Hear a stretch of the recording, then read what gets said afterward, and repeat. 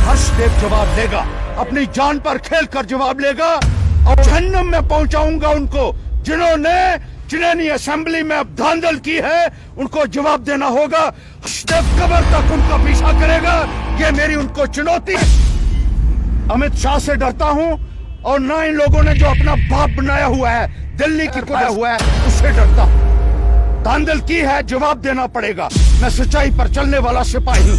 BJP मुर्दाबाद मुर्दाबाद मुर्दाबाद। ईवीएम से छेड़छाड़ करने वालों को फांसी दो, फांसी दो, फांसी दो। चुनावी चुनाव में धांधली करने वालों को फांसी दो, फांसी दो, फांसी दो। बैकवर्ड इंडिया जिंदाबाद, जिंदाबाद, जिंदाबाद। बैकवर्ड इंडिया जिंदाबाद, जिंदाबाद, जिंदाबाद। हर्षदेव जी जिंदाबाद, जिंदाबाद, जिंदाबाद। हर्षदेव जी जिंदाबाद, जिंदाबाद, जिंदाबाद। चुनावी चुनाव में धांधली करने वालों को फांसी दो, फांसी दो, फांसी दो। चुनावी चुनाव में धांधली करने वालों को फांसी दो, फांसी दो, फांसी दो। ईवीएम से छेड़छाड़ करने वालों को फांसी दो, फांसी दो, फांसी दो। बीजेपी मुर्दाबाद मुर्दाबाद मुर्दाबाद। बीजेपी मुर्दाबाद मुर्दाबाद मुर्दाबाद। बैकवर्ड इंडिया जिंदाबाद, जिंदाबाद, जिंदाबाद। बैकवर्ड इंडिया जिंदाबाद, जिंदाबाद, जिंदाबाद। हर्षदेव जी जिंदाबाद, जिंदाबाद, जिंदाबाद। जी हर्षी, आज प्रोटेस्ट किया जा रहा है, किसके बारे में किया जा रहा है? देखिए, जिस तरीके से चुनावी के चुनाव में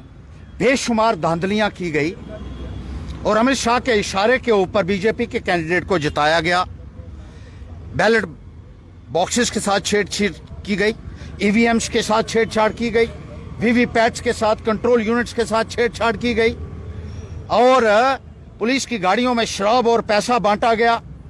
धांधलियों का सारा रिकॉर्ड हिंदुस्तान में जो पहले था वो तोड़ दिया गया और बीजेपी के उम्मीदवार को जबरदस्ती से कायम यहां विजय बनाया गया है। हम इलेक्शन कमीशन ऑफ इंडिया से अपील करते हैं और डिस्ट्रिक्ट इलेक्शन ऑफिसर के माध्यम से अपील करना चाहते हैं कि चुनावी के चुनाव को फौरी तौर पर रद्द किया जाए और जिन लोगों ने धांधल की है उनके खिलाफ सख्त से सख्त कार्रवाई हो। मैंने फुटेज मांगी थी, सीसीटीवी कैमरास जो स्ट्रांग रूम में लगे हुए थे उनकी मैंने फुटेज मांगी। पहले फुटेज नहीं दी जा रही थी। एक तो मैं डीओ डिस्ट्रिक्ट इलेक्शन ऑफिसर जो हैं मैडम डीसी, उनका शुक्रिया करता हूं कि उन्होंने आखिर में बात मानी और फुटेज दे दी।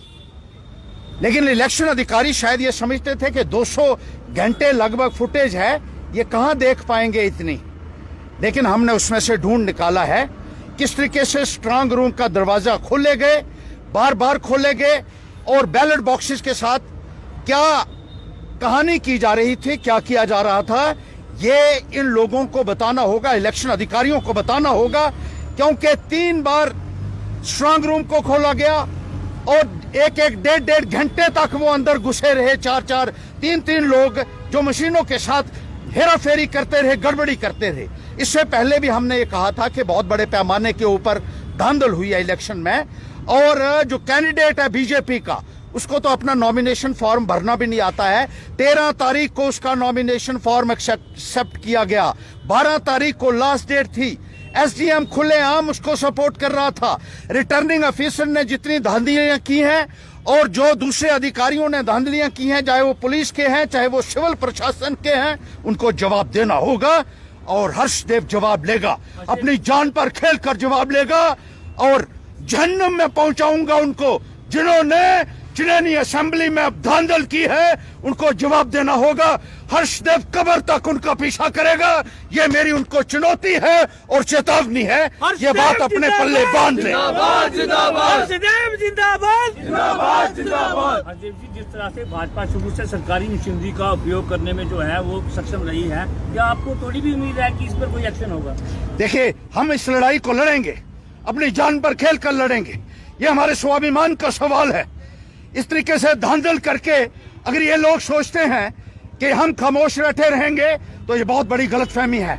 ना मैं अमित शाह से डरता हूं और ना इन लोगों ने जो अपना बाप बनाया हुआ है, दिल्ली की कुर्सी पर बैठाया हुआ है, उससे डरता हूं। धांधल की है, जवाब देना पड़ेगा। मैं सच्चाई पर चलने वाला सिपाही हूं, ईमानदारी पर चलने वाला इंसान हूं और जो धांधल इन्होंने की है, साफ साफ जो फुटेज आई है सीसीटीवी की, उसमें स्ट्रांग रूम को खोलकर ये लोग अंदर घुसे हैं, इनको जवाब देना पड़ेगा।